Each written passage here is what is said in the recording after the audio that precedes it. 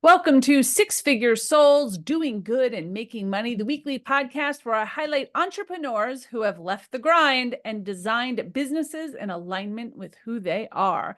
This is a very special season 9 where I'm interviewing my co-authors of our third collaborative book in the Ultimate Guide series, Leaving Your Legacy. I'm your host, Camille Miller, business mentor, life strategist, founder of the Natural Life Business Partnership and the Soul Professional Society. Today, I have in my studio Susan Morrow-Johnson, aka MoJo Medium. She is a coach, speaker, author, and founder of the Destiny Movement. She has written a chapters named Your Date with Destiny, the richness of understanding your purpose. Susan, thank you so much for joining me today.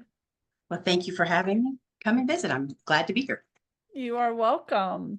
So I always like to start the podcast with a little bit about you, who you are, what you do in the world, and then we'll jump into your chapter and why you decided to be a part of the book. Well, great. All right. Well, thank you. I am, as you introduced me, but I'm also a psychic medium. And I started as a psychic medium 20 years ago. And coaching was just a really natural extension of that. And as I evolved and grew on my spiritual path and really became sort of an expert in manifestation, I also became really familiar with the chakras and so forth and so on. There was more coaching and training that grew along with doing psychic readings. And so over the years, I've developed my own proprietary system of both for manifestation and for aligning with your soul's goals. And so what that means in practical terms is for my clients who have gotten into a position of not feeling inspired by their business anymore, or who want to make a change, they know they're ready to make a change, but they're not sure what, in any way feeling unmoored and kind of like, when do I get my turn at having a good time? That's where I take them through the process of determining really what their true talents are and which ones light them up right now. So they choose their right now destiny and they get to play with that and they use their talents in service for money or not. I love that. Now I'm like it too. Curious, do you use your psychic abilities and mediumship in this process as well? Always. Is it like dovetailed? Always. Gotcha. Yeah. And it's like, so I'm an intuitive coach. And it depends on the client and what they feel right about. But one of the things that we do, the very first thing we do is find out who their spirit guides are and get them to learn how to connect and how to receive the messages and so forth. And that's the basis of everything. You've got to get started right there. Okay. So it's like a training on top of it. Oh, it's a lot of training.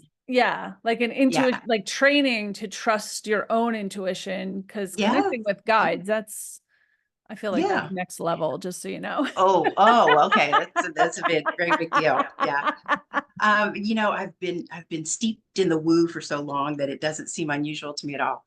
But yeah, we start there, and I consider myself post-religious, and so a lot of my clients are also, and I really speak that language of, being raised in Christianity and can help people interpret a lot of things so that you can get what makes sense and throw out what doesn't.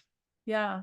I like post-religious. I like that too. Raised Catholic as well, went through all private schooling, Catholic schooling, until I went to my first public college. Oh, what a culture shock, right? It was very much so a culture shock, but a good one, right? I learned more about me, right? But I am a very spiritual being. But I've always known that about myself. I always knew that I walked to a different drum beat. Yeah. Even when you were in the church. I get that. Forever. I questioned things like when I was very, very young, because I just felt things to be different, but I didn't have really a grounding around it. Right. I mean, I had I had definite psychic and intuitive abilities as a child, but I had no idea, and neither did anybody else. So when I told my mom that I felt like I was being watched and that there were people around me and that I would see strangers' faces in my mind's eye, and she's like, "Oh, you have such a wonderful imagination. That's great." And so I was like, "Oh, okay. So all creative people, have these kinds of things happen to them and have spontaneous out-of-body experiences." And, I had no idea until I was almost 40 that any of that was anything. Oh, that's 40. That's very Yeah. interesting. Yeah. Um, I have a couple questions. One, just so you can explain to the listeners, the difference Yeah. between a psychic and a medium. Very good. I think that's a Okay. big question for people. Yeah, that a lot of people do wonder Yeah. about that. So every medium is a psychic, but not every psychic is a medium. So a psychic is somebody who can potentially foretell the future, although I've met psychics who say they don't do that. I don't get that, because what the hell is the fun in being a psychic if you can't predict the future? And so a psychic can look at things past, present, future, can tell you different things about yourself, answer questions, help you with, what's going on in your life, so forth. A medium is somebody who connects with spirits who have passed. Gotcha. So now, and I have to throw out a caveat here, because some of my British friends who say they use mediumship in their work are actually more like psychic or intuitive. They're just, getting information from the ethers, and they're not actually talking to the spirits of their clients' late loved ones, which is what I consider a medium to be. Yes, that makes sense. So in that regard, what I said about every medium is a psychic, you can't talk to dead people unless you are also a psychic. But there are many psychics who can't talk to dead people. So. Right. Wait, did I confuse you? Yeah, no, that's the way I think. I think of it the same way. As a medium as someone who can connect with people that have passed and souls of our past. Yeah. And a psychic is someone that can predict the future, or what's going to happen, given the present moment. Yeah. That's the way I look and at it. maybe, psychics can, I do a lot of things besides predicting the future. Right. I'm really good at tapping into people's relationships. They just tell me the first name of their mom or their husband or their whatever friend, then I can say, okay, well, this person is actually kind of feeling this way and you're not aware of it. And they're not telling you that, but they feel this way. And so you might ask about that. I try to tell them what they will do, not what they should do. But sometimes that should comes out. And, it's hard not to give advice sometimes. I love that. So yeah, there you go. There's your psychic and medium. Yeah. I use the word, I call myself an intuitive. Yes. Because I have no control. I just know stuff. And I know it didn't come from me.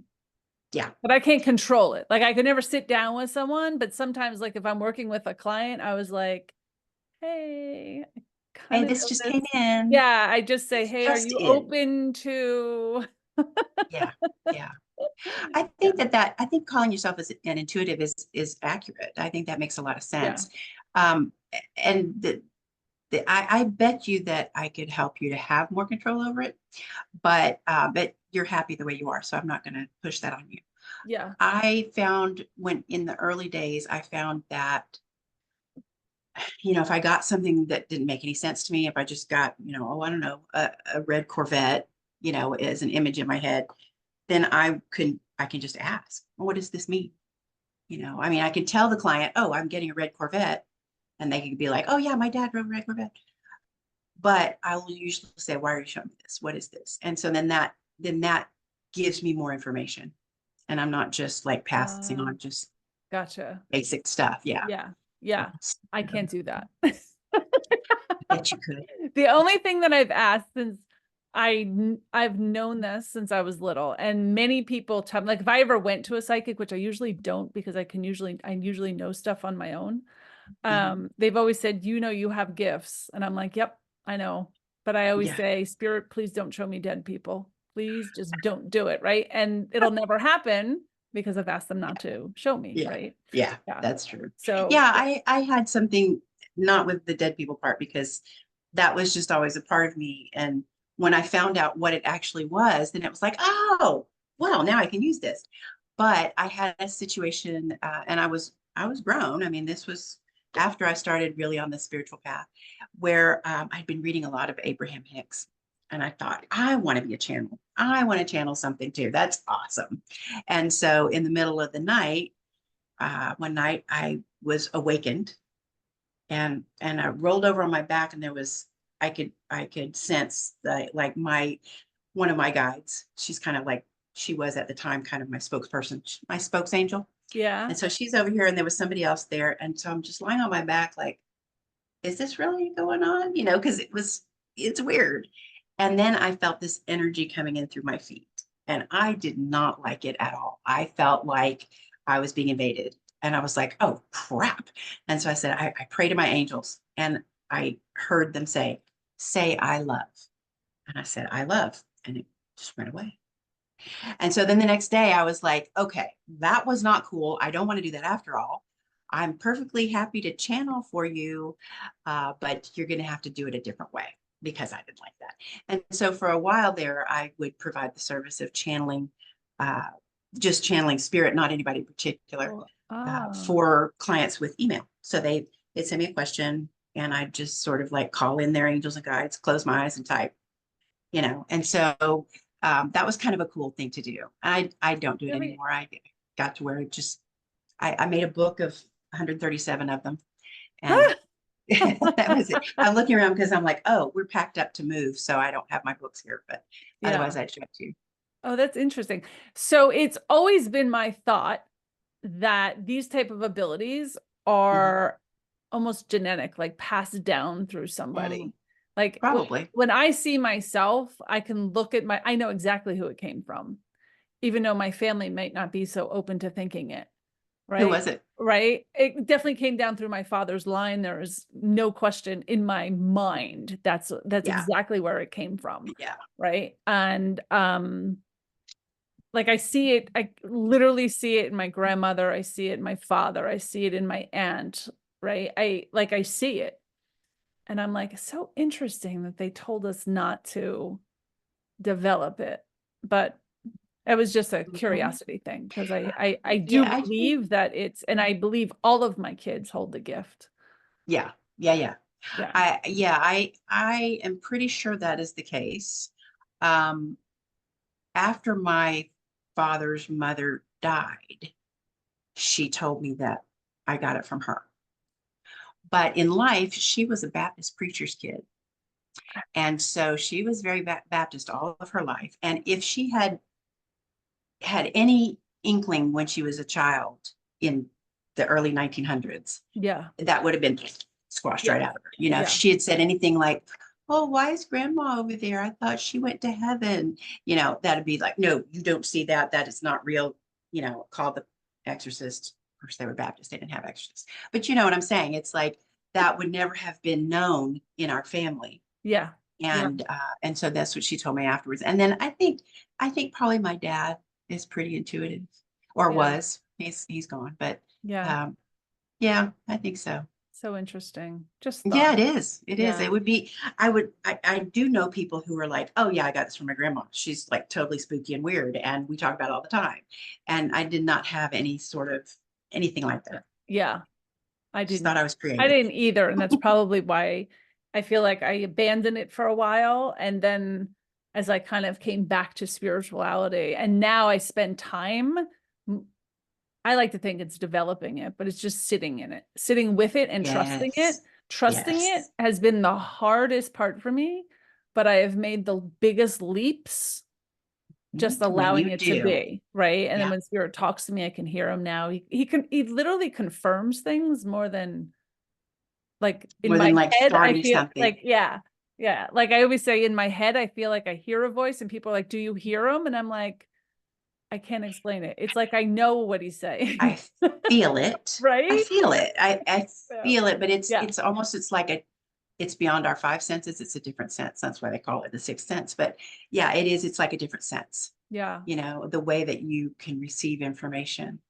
And for me, I spent so many years ignoring it, you know. that, as well. having strangers' faces pop into my head just at random, especially when I was out in public. I had no idea that those were spirits of people who'd passed and who saw that, oh, look, she can hear us, she can see us, and I was like, well, whatever. And so I spent so many years ignoring it or dismissing it, that once I discovered what it was very easy both to tune in and to tune out. So I'm Understood. not Yeah. plagued by, dead Understood. people. I've been asked Yeah. about, do you see dead people all the time? No, not really. I have to be paying attention. That makes sense. Yeah. That Yeah. makes sense. You have to allow it. I like Yeah. that. Yeah. I could talk about this for another know, so could I. hour, but we're going I to talk know. about your chapter.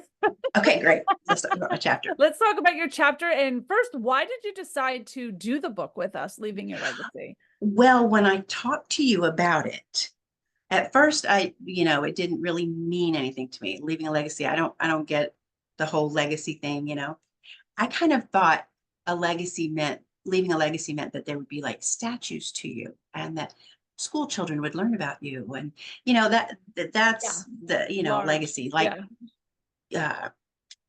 Carnegie or Rockefeller, or just iconic things like that. And I'm like, I don't care, I'll be dead, I don't care.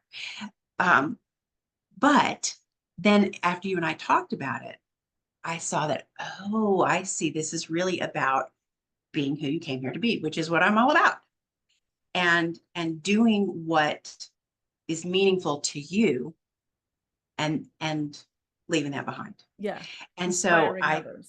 Yeah. And yes, whether that's one person or a family or thousands or millions, whatever that is to you. And that's when I got inspired by it. And I was like, oh, so this is really what I'm talking about. And my message, my work is about, choosing your right now destiny and fulfilling your purpose that you planned before you were born. And so that really, really made sense then. Really made sense. So that's why I was in. How did your chapter, just to say your chapter name again, is Your Date with Destiny, the Richness of Understanding Your Purpose. Can you give us a little insight about what your chapter was about? Give you a little sneak little preview. teaser. Yeah, so I picked one of the times in my life when I was kicked out. This is what I call it, when you're in a relationship or a job or a situation or a house and you get kicked out. Some people call it the cosmic 2x4, where it's like, bye. And so I take that from almost 30 years ago now and relate it to what that means. What that means about your destiny, about your legacy, about when you get kicked out. It's usually because you could have left of your own accord sometime before that, but you weren't paying attention to the messages from spirit and the evidence and the feelings that were going on with you that were saying it's time to move on from this job, relationship, business, whatever it is. And so then it happens because your soul is basically, always working on its own soul goals. And when you get out of alignment with it, that's when it's like, well, that's okay. We're going to vibe like this anyway, and we're going to kick you out. So, then that you can move on to what you quote unquote should be doing. I love that. So was this your first collaborative book? It was, yes. It was. So what was the experience like for you writing your own story too, if you haven't written okay. So I'm already a writer. Yes. So the writing part of it was fun. It was fun for me. I think a lot of people, I'm guessing that a lot of the other authors would find it somewhat cathartic, to be telling something that's really deep and important to you, personal, yes, and to be bringing that out and bringing it across to show why you do what you do. For me, it was sort of like a really fun essay assignment. I just really got a real kick out of putting it together, and so that was good. But the rest of the experience, being a co-author in another person's book, was great, because the way that Brave Healer Productions does it is so inspiring and inclusive and educational and helpful and growth oriented. I mean, it's such a good system. They do such a great job. And so I loved being part of the kickoff meeting, and then the writing support call was so good because, like I said, I'm a writer, but I went anyway because I wanted to see what they had. And sure enough, I learned a couple of things, Yeah. which was great, really, really helpful. And to have professional support like that is priceless. I loved it. Yeah. Yeah. Have you, and most people haven't, have you had a chance to read anyone else's chapter? I did read one other person's chapter and thought it was really interesting too. It's really fascinating. And I'm trying to remember who it was. It was a woman. And I don't remember. It's okay. I'm sorry. But it was so completely different from mine, you know, and I loved that we've got this whole book full of really varied stories and information. And I think there's just not just something for everyone, but a bunch of stuff for everyone. You know? Yeah. I always say, I never read the chapters until it's the final, like it goes through production and I actually do the last edits, right? So I literally just read through everyone's chapter. So now I've read through everyone's chapter. When I started doing these interviews, I had not read everyone's chapter yet. So I'm always surprised. Like, I'm like, oh, this is a good book. Along the way, Laura, our publisher, like will say like, oh my God, these stories are so good, or this is a really good story, or like whatever. But I don't actually read it until everyone signs off. Now, why do you do it that way? Because I don't want to influence what people have to say. I don't want anyone else to influence what I have to say. Yeah. Right. So I do it more for grammatical errors and, you know, that kind of idea. Right. It's really like a proofread. Yeah. You know, but everyone in this book is allowed to be who they are. That's wonderful. Yeah. That's really cool. And this is your third one, so you know what you're doing. This is the third one of the series and the last one. This is the capstone of the series. This is it. Yeah. So but I did the exact same thing on the first one. Same thing. That's your way. That's your way of managing it. I didn't read them, and it's too much. Like I'm trying to write my pieces, right? I write 2 chapters and the intro and the conclusions and all of these other pieces. Yeah. And I can't do that and read everyone else's chapter. So I wait. Yeah. Yeah. I can see how that would be like, you'd almost feel like you were, you'd be afraid of being influenced by something that they wrote without meaning to, you know? Yeah. Yeah. Like I can see how I would feel that way if I were the lead author. I'd be like, I better not read any of these. I might accidentally incorporate some of their stuff into mine. No, you don't want to do that. But I'm always amazed at how good it is. Always. I'm always sitting there going, wow, these stories are so good, right? I'm always excited about the book. So that's great. That's been a fun piece for me. And of course, meeting everyone, something that you really can be proud of. Yeah. Yeah. And I don't always know people personally before they join.